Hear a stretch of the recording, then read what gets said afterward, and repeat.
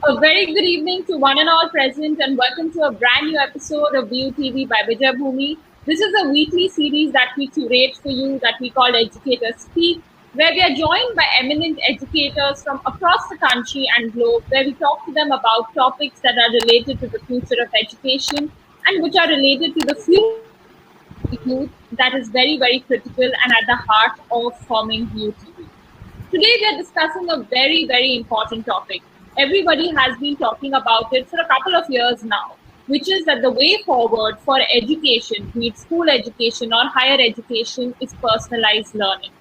It's very much largely based on the concept that one size does not fit all.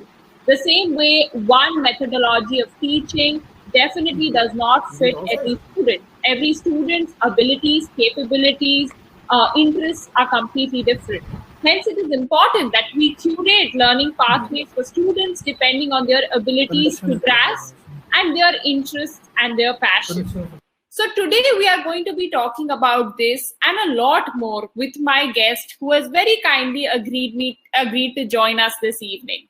Today I am joined by none other than Mr. Surya Shankar Roy.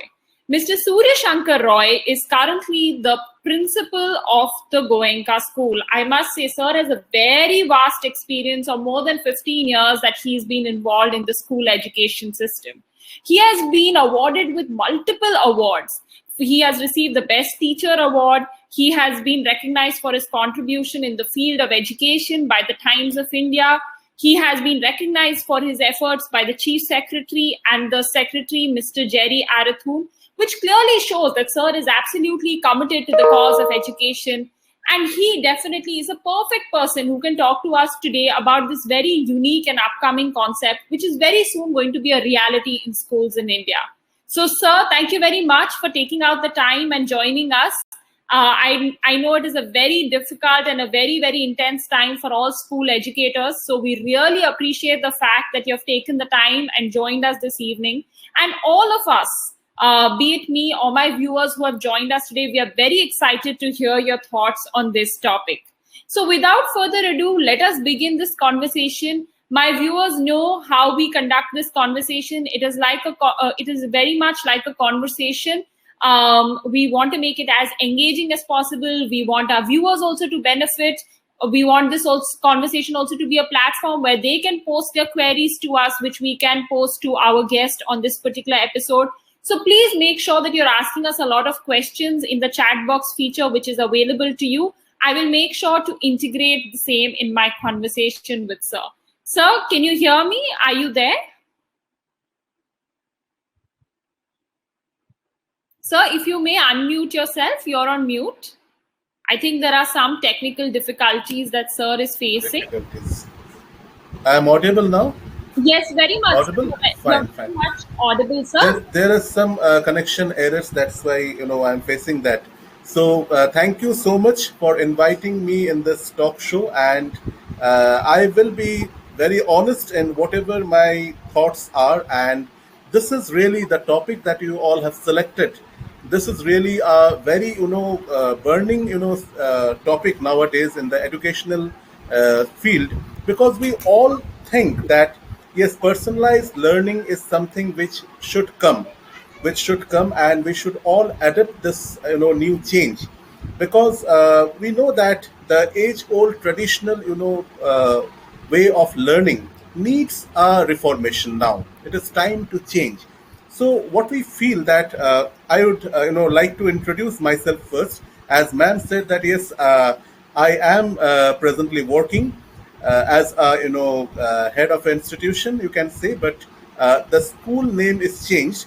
It is Purv International School now, from Goenka International School. There is a change that came this year, and I am, as the vice principal, I'm working over there.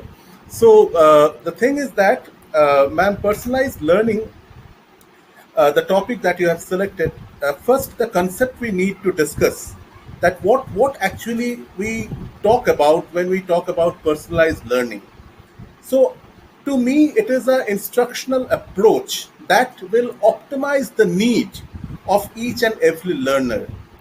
I think that the learning objectives, the approaches, the content, and all the facts related to learning, that should be based on the learner's need. I feel that in addition to this, the activities and all the events related to education, that should be more and more self-initiated. So if we can achieve that, then we can say that yes, personalized learning to some extent we are adapting. So this is the basic concept of personalized learning. I would like to give a very simple example to make it more clear to each and everyone. Suppose if I am asked now to wear a red cap, okay, and to wear a black sunglass, and to wear a red tie and a black shirt, which I do not like now, maybe that is my personal choice.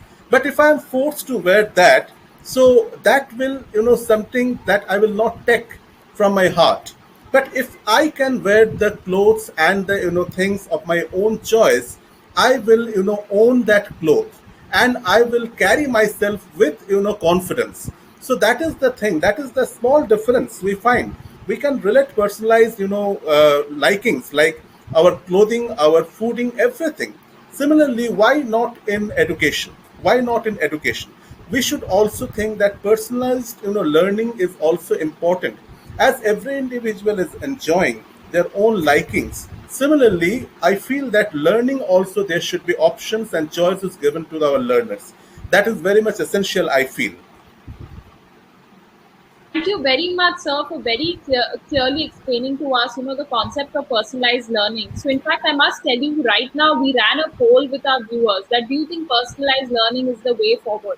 100% of our audience members said yes, personalized learning is the way forward, and they completely agree with your point of view. So, thank you very much explaining to us what the concept is, because a lot of time we end up, talking about these and throwing these jargons, but we may not understand the concept in its entirety. So with the example that you gave, I think it's very much clear to our audience members, the educators and parents who are joining us, that what is personalized learning. So while we have answered the what is question, I think it's really important for us also to understand how can teachers personalize learning in the classroom, be it online classroom that has now become a reality due to the pandemic, or even the physical classroom once hopefully things get better. Uh, See, what I consider that first of all, students and teachers both need to work on their short term as well as the long term goals. This process of ownership in the learning, if we have the ownership, it can be from the teacher's side also, it can be from the student side also. In order to have that ownership, first some basic ideas needs to be very clear. There are lots and lots of data collection is required from the teacher's side, and the data that the teacher is using, I believe that in that data collection, the students input should be given importance. Along with that, I find that a parental intervention should also be there. With all, I think that each and every students, the learning pathway should be very clearly demarcated. The first work that the teacher can do, that in the classroom we have to introduce such a certain system where we find that students should own their learning. We can also encourage the dual enrollment system that gives a wide exposure for the students. It is not that this is the syllabus that is fixed. There is no flexibility, there is no moderation that is allowed. That strictness or that rigidity, first we should dilute. We should meet and communicate with each and every student, and there should be a data that should be maintained. Personal data of each and every student should be maintained. So if we are able to do that, and even the career related relation should be there in the education system. So if we can do that, I find that this is not a problem for the teachers also and for the learners also to implement personalized learning system. I think so. You've made some very valuable inputs there. Firstly, I definitely agree with you that data collection is at the heart of even initiating any sort of process in the direction of personalized learning. Second, and I think very important, what you highlighted is it's very important that both the actually three of the stakeholders in the process, be it parents, students, teachers, all of them need to take ownership. Ownership, teachers have to take in terms of what they're teaching, the complete subject, the students, the class. Students have to take ownership for what they're learning. It should not just be dependent on teacher. They also need to be clear of what they want to learn, how they want to learn, and parents also have to take a very keen interest, because at the end of the day, students also have to be guided. And who are the two main guiding force in the life of the students? It's the parents and the teachers. So Exactly. all three have to work in tandem together for us to actually initiate any sort of step in the direction of personalized learning. And Now, moreover, so madam, the institutions like the schools, the colleges, even they also should have that broadness in their mind that this correct. is what we need to bring the changes. This adaptability should be there in the institutions also. We can, have the set of teachers who are open-minded. We can have the parents who are open-minded. But the another pillar of this total system is the institutions also. So Absolutely. along with that, if we all have the same, mind setup, so it is not a very difficult task for all of us to, implement this. Absolutely, so agree with you that the institution and the environment that the institution offers is also key here, and it's important for everybody to understand that we need to adapt and evolve. And what better time than right now? If there is one lesson that the pandemic has taught us as educators, it is this: that we need to adapt, we need to evolve. Only then we'll be able to bring value addition to the lives of our students. Totally agree with you there, sir. So we have answered what is, we have answered how we can bring it, but the key question always will be, if we want to motivate more educators to, adopt this new technique, which is why is it important? Why is personalized learning so important? Why are people talking about it today? See, what I feel that, uh, personalized learning is important for all students and even the educators also, because we focus on the consistent, system of personalized learning, the pace. First of all, the pace of learning for each and every student, that needs to be demonstrated very clearly. Now, what pace we are going to follow? Suppose the pace that the institutions are following, the educators are following, that is not matching with the students' need. So, what we will find, the students will fail to achieve the academic excellence. They will not be able to, understand the academic excellence. So, in that area, first of all, it is important because in this personalized learning, we first work on the pace of learning, and it is totally, optimized. We find that the educators, they have a very, wide, thought behind it, that we need to optimize and tailor the need of the, students, the learners interest. We have to focus on the learners interest and what is relevant. Certain things which are not relevant, which are out of interest, which are not properly engaging the students and not helping them for the achievement, what is the use of keeping all that? So, first of all, this personalized learning is important for students, for educators, because it is optimizing the need of the learners. It is totally, driven by the learner's interest, which is very much important. Why we should live in a, world which do not have any practical sense? Let us come back to reality. Let us be practical in our ideas also. Then we find that the learners are given a choice over here. The learners are given a choice to meet their ownership, and we find that they develop the academic mind setup. If I know, suppose if I know that I have to do this thing and I have the mastery, I have the likings of that area, my learning interest will grow, and I will be self regulated, I will be self motivated. My behavior towards the learning will be always positive, and it will be a lifelong learning. Most of the time, we find that now when we are, educational field, in our primary, ages, in our primary education, where we have, we are, in the curriculum it was there, these are the things you should do. But do we remember those subjects now? Do we find any relevance of those subjects today? We don't. Sometimes we don't. But the structure was set up in such a way where we find that we were supposed to do that. So we need to, find out the gaps, and we need to have the personalized learning approach for the students, for engaging them in the learning process, and that too honoring the students' interest. And it will be a lifelong learning for them.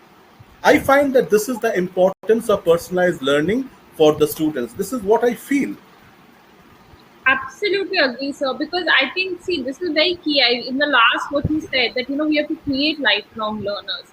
Is it not a saying that we all believe in, that if you want to, be successful in life, you have to be a continuous learner?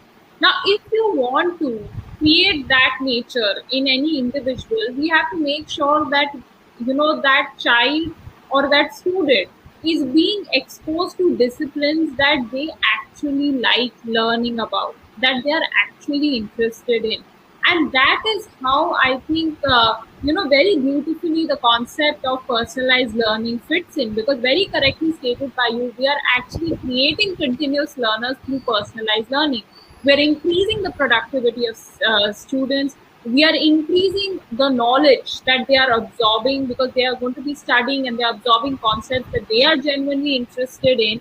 And going forward, so if you are to see any of the reports that are published by the world organizations, if you talk about the World Economic Forum, everybody is talking about that in the future you need specialists, you need people who are who very much possess the specialized knowledge of a very niche field. And that will only happen, and students will only get that opportunity if we give them that freedom from day one, that they are able to realize for themselves, identify for themselves what is it that attracts them. Exactly. So that I definitely agree with you is a very key benefit of personalized learning. Now, definitely, this is one thing that I feel that when you talk about personalized learning, one thing that goes hand in glove with it is technology.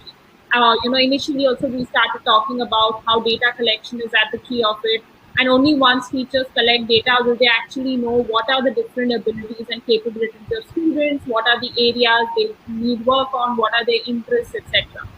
So I'd like to know from you that how can schools, educators use technology to augment personalized learning? I'm sure in the last year, with the entire pandemic, with us having to experiment with online learning, there would have been so many learnings that your institution, your colleagues would have also learned on the way. So, what is it from your experience, and how can we use technology effectively to augment personalized learning? I we all have experience for the last 1 year how technology can be very much useful for the teaching and learning process. Today, the old schooling system, the simply conducting a classroom and a chalk and duster method, in all the areas it doesn't work. We need today, there are many ways and many means through which the instruction should be delivered, and we can find the proper engagement of the students also into it by the use of technology. For the last 1 year, where the schools and the colleges they are conducting the classes, I don't feel that the attendance have gone down, rather it has increased. If we keep ourselves limited to the classroom only, without taking the help of the technology, there are many limitations in classrooms. There are many, like, take the example. Today I am sitting in West Bengal, and you are sitting far away from me, but we can exchange our ideas. It is only because we can use the technology. So what we find that nowadays it should go beyond the traditional essays, traditional poster making, traditional report writing. These things we should change now. Rather, we should teach our students to use multimedia. We should ask them to prepare the animation software. Rather, the understanding of a chapter or a topic will become more and more impactful in the mind of the student if we can use the technology. But we find that technology, if it is friendly to us, if we can solve the strategic problems, then this technology will be very much helpful for the students, for the learners, and for the educators also. This will bridge the gap between the students and the educators. So we have to tactfully use and implement the technology in day-to-day learning. This we should have. Absolutely, I think so. In fact, even our audience members agree with you that you're right when you say that how technology has actually given birth to a lot of creativity in the classroom and has also forced educators to look beyond the traditional needs. We were always talking about it, correct? That we need to change our delivery methods, we need to change our pedagogy techniques. But the thing was, the until the calamity did not strike us, we were not ready. But I'm very happy to say, since I come from the same fraternity, that I think the educators really stood up to the challenge and did exceedingly well. Exactly. And it's amazing to see how quickly everybody adapted to this change, evolved. And actually now when we like how we are exchanging notes, and when I talk to other educators, a lot of them are of the opinion that even when we go back to physical classroom, there are so many advantages we have seen in online learning that we'd actually want to keep both alive, because there is so much Exactly. creativity you can do, like the pop quizzes, assignments, assessments. Like I'm saying, with data collection, like we were talking about, you run a pop quiz online, or you're running an assessment online. There's so much data that you can collect of the students by running various algorithms. There is so much that you can encapsulate about the student, their learning behavior, about their interests, what sort of assessments are they responding well to. So definitely, I think it is going to improve the quality of teaching and learning that we are having in education institutions. Now, the next aspect that we have to talk about, the backbone of any school, is the teachers. And like you and I were conversing, as teachers also, we are so used to the traditional methods. But we've all realized that now times have changed, and so do we also have to change very rapidly with the times to make sure that our students are being taught the correct concepts and are being taught in the best possible ways. So how do we train teachers to adapt to personalized learning? Like, what are you doing in your school to train the teachers continuously? See, first of all, I think that a proper change of mindset should take place. We should be open to the changes. We should be flexible to the changes. This, mind setup, the main blockage comes from the mind setup.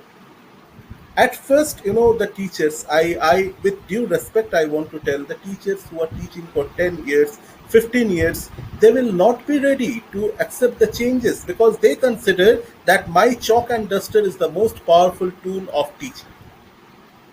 But we maybe few years back when we were used to have the landline connections only, we never understood that how the cell phones can be more and more important and more uh, uh, be a part of our day to day life, how it can be useful. But the time when we have started using the cell phone, then we thought that yes, where were we?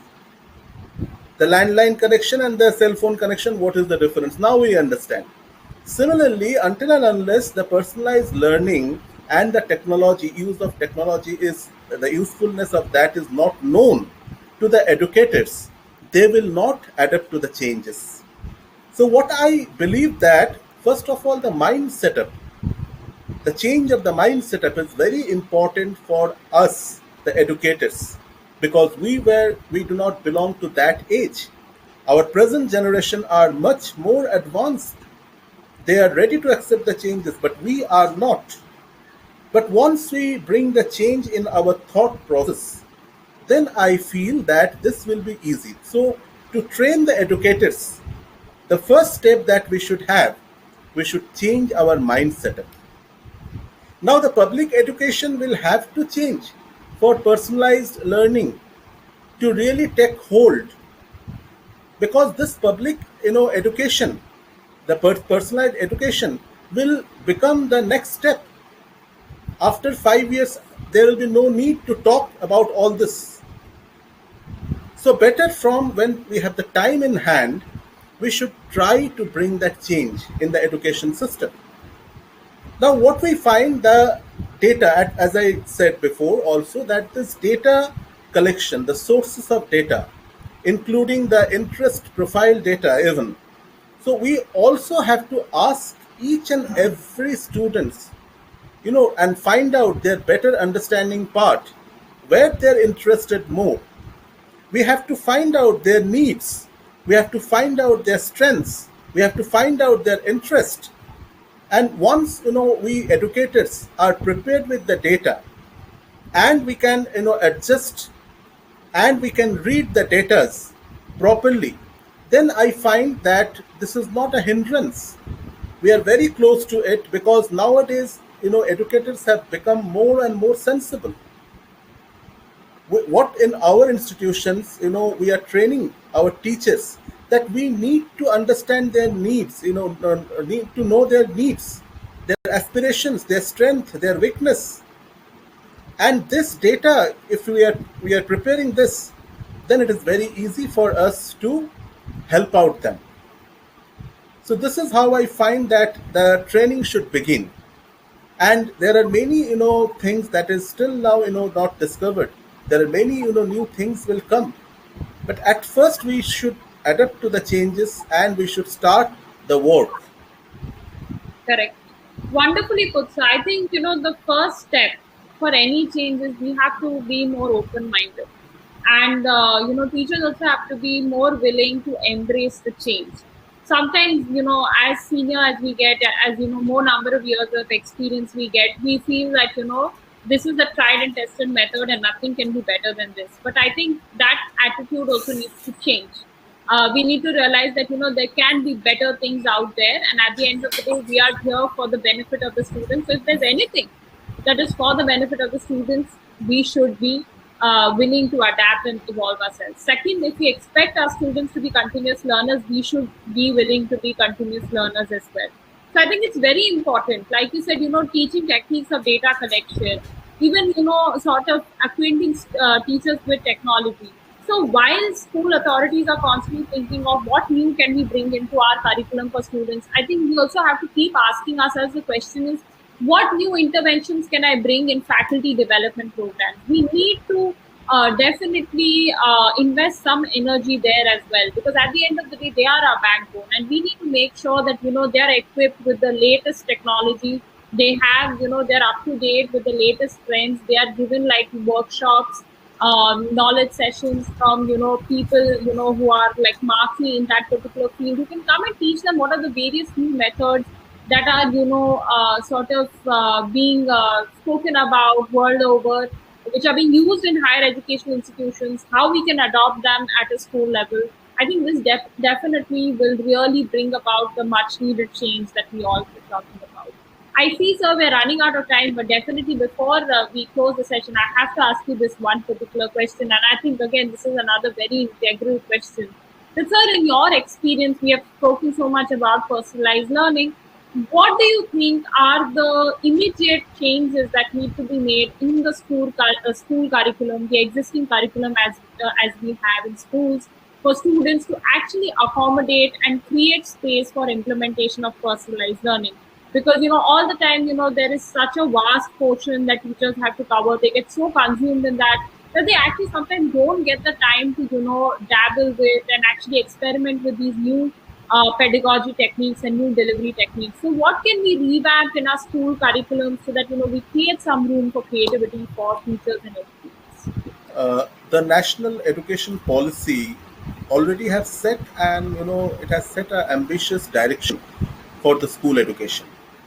We all know that this is for the first time we have a policy focused on learning and not just schooling. The NEP itself is enough.